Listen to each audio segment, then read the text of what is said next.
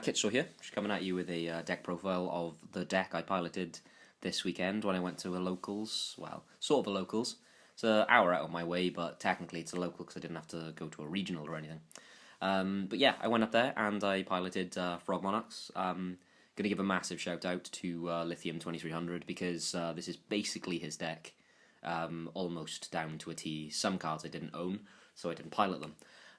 Other than that, the deck performed really well. I'll explain about my matchups at the end of the video. I'll be showing you the main deck, the extra deck, and the side deck that I chose to opt up there. And yeah, I ended up going 4-1 and then taking 6th, which is pretty good, I thought, in this meta, especially for Frognarchs, which is a much slower deck than most of the decks out there at the moment. So yeah, we'll get into it now. Start off with the main deck, and we started with the singular Ronin Toadin, of course, Frog Engine, can't go wrong. This card was brilliant for every situation where you need a blocker or a rank 2 play, just standard. I wouldn't play more than one, because he's very, very easy to get into the graveyard, especially with the amount of swap frogs and so on. And then that brings us up to swap frog, which is 3. You've got to play 3. It's just the way forward. You can't not play 3. It's just the best card in the deck, really. Then I played 3 Treeborn Frogs. I played 3 because basically the list that Lithium played was 3. And I was wondering if that was a good idea when I was going into the tournament. And then afterwards I realised, yes, it really, really was. Karma Cut is such a relevant card, and it'll always get activated when you've got 1 in the graveyard, because otherwise it's not really worth them doing it. So more after that, in the 1 BA match I had for the day, I got Karma Cutted for 2 Treeborns, and then I was just sat there going, oh, I'm so happy I play 3, because then the turn after that, then I had a swap frog, and I swap frogged into the graveyard another Treeborn, which then basically helped me in the duel. I ended up losing the BA match just because it's BA, and the grind against a BA with a Frogs Monarch deck, which is really slow, is always going to be an uphill struggle unless you draw these cards. The 2 Mega Mobius, which all day was just a fantastic tribute monster. I think I resolved it 3 times for 3 cards where it would just blow out my opponent, and it was just absolutely brilliant stuff. Anytime it hit 3, that's game over. You can't really come back from a deficit like that, especially in the deck that's playing back row cards in that number. So yeah, it was just a fantastic card all day. It's single-handedly winning most of my games anytime I drew him. Then on to the next set of tributes. We've got the 3 Light and Darkness Dragon.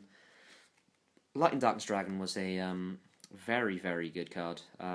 He had some drawbacks in the sense that against BA didn't really do a lot, but in all of my other matchups he was very, very strong, and you can see why you got to play 3. I'm thinking about testing 2 and then switching some of the things around, but I'll go into that at the end of the video. Then moving on to the 1 tribute monster, the 1 tributes of the deck. Played the 1 Mobius standard Monarch, not Mega. And yeah, he was good. Acted as a board wipe. Anytime you were putting him down, you don't ever really play it if you just didn't have a good play, or if they had 3 back row and you were hoping that you'd hit the 2 that they weren't going to be able to chain. It happened most of the time that one of the ones I'd hit would be a chainable card, but you got to roll the dice really with Mobius. Just try and read your opponent and figure out which ones that they're not going to chain and try and hit those. So yeah, he worked out really well, and obviously it's quite nice to have a water 1 tribute monster that you can use for the Mega Monarch if you do somehow get yourself into that position. I didn't, but it's always nice to have the option. Then 3 Riser. Riser is a very good card in this meta at the moment.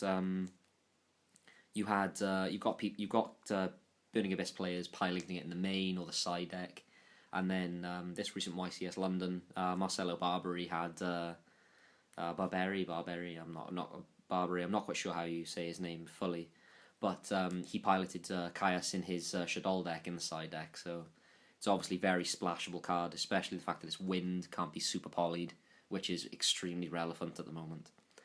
Then after that, it was the Triple Caius. Triple Caius was really good. It's a risky card, obviously, simply because you can get super polyed quite easily with it into a Winder, which then, just gives them a pure, solid amount of advantage over you. But it does mean, you've got to play the Caius. You can also side them out if you're really worried about the super poly against Shaddolls. But to be honest, it's just such a good card, you may as well run the risk. Then after that, it was the one-of Mathematician.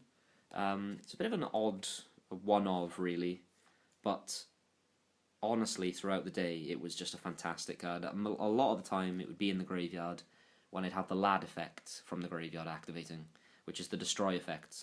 When it gets destroyed, you can target one monster in your graveyard and special summon that card, but destroy all other monsters on the field, on your side of the field. So a lot of the time, you'd have the Mathematician in there, and then when you brought it back out, they'd have to run through the Mathematician just to get 8 life points. And then they know more often than not that they're not going to get to your life points because you're normally going to have a Battle Fader or a Jack Frost or some sort of attack negation. So it makes their attacks that much more awkward to try and get through because they're giving you a +1 by killing the Mathematician and then just maybe not even getting through, which gives you another plus for your double tribute monsters potentially. So he's a really good card throughout the entire day. I might bump it up to 2, not quite sure. I'm gonna have to play test around a little bit, and that is if I keep piloting this deck. Then after that, hand traps were 3 maxis.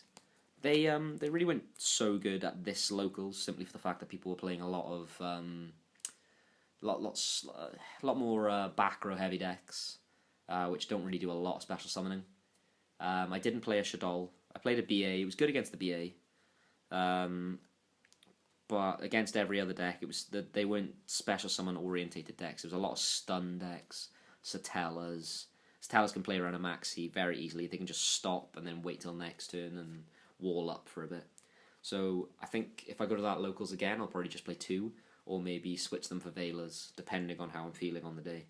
But big event maxi would, it's always going to be good. After that, it was the 2 of Gauze. Once throughout the day it happened where, in playtesting it happened where one of the people forgot that Gauze was at 2, not realising that it's played at 2, so I dropped another one and he started looking then saying, "What? I thought I destroyed that." And then obviously it was like, "Yeah, it's at 2." And then that's when he had the facepalm moment of the battle, so... It was good. I only saw it once in the tournament. The once in the tournament, it did seal up the game. It didn't seal up the game, but it made the game a lot easier to win, and it helped me dictate the pace as well.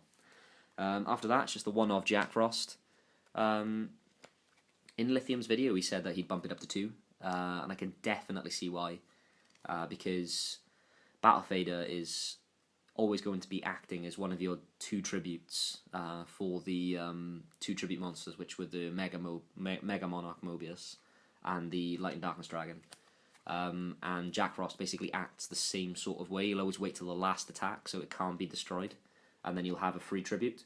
So I think I'll try it with 2 as well. And then speaking of Battle Fader, 3 of Battle Fader, it's just a card you have to play in Frognarchs. It's just so good.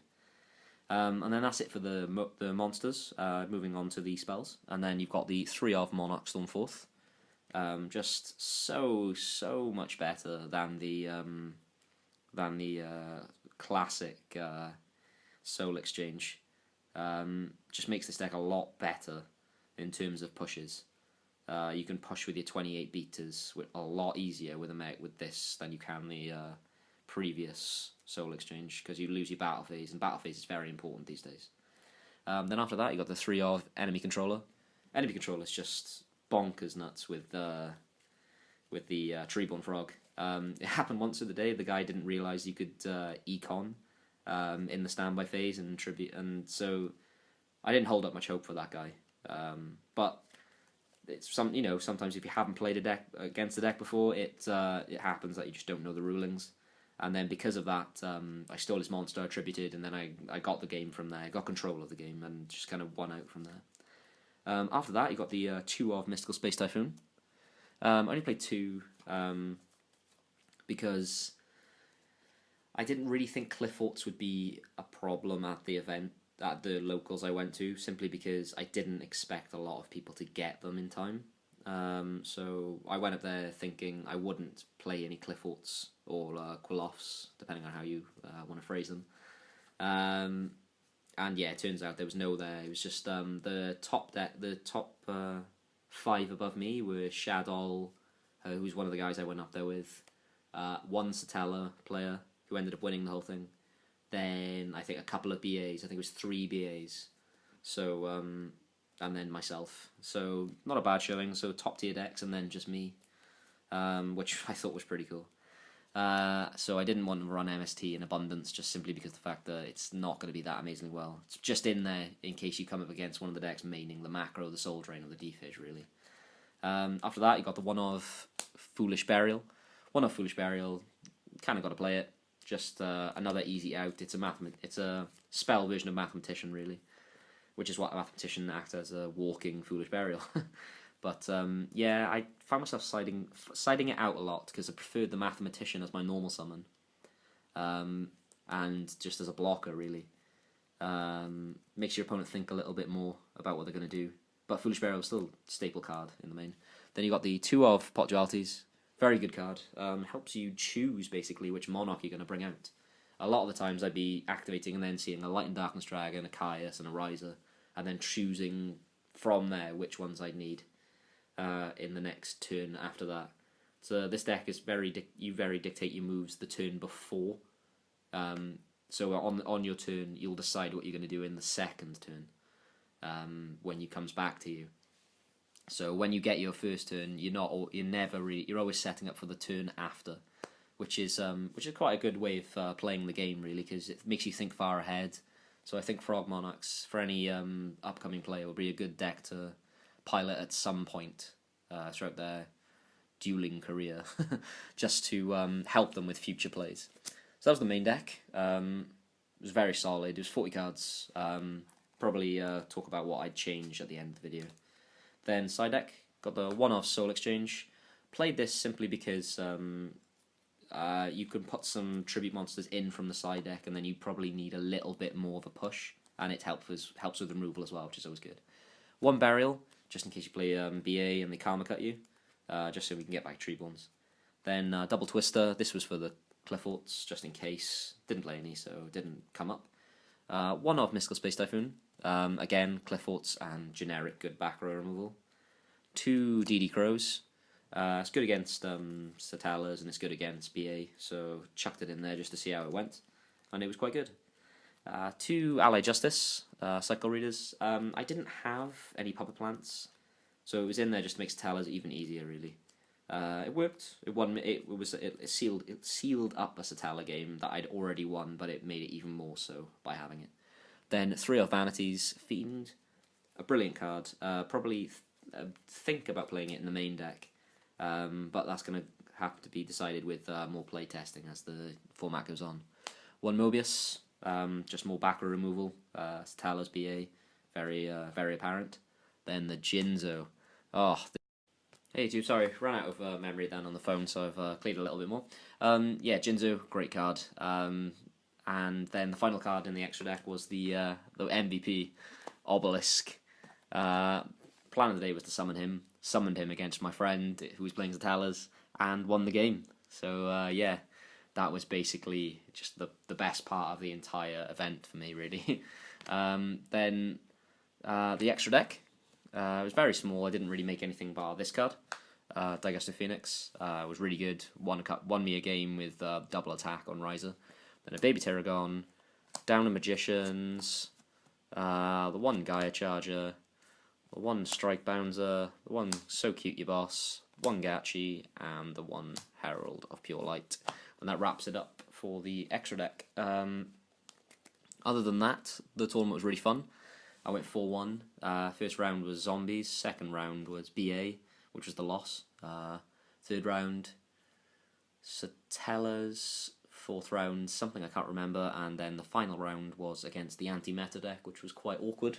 But I ended up winning that just through war of attrition, really, which is how Frognarchs work. So yeah, guys, thank you for watching. If you fancy asking me some questions, feel free to leave a comment in the section below.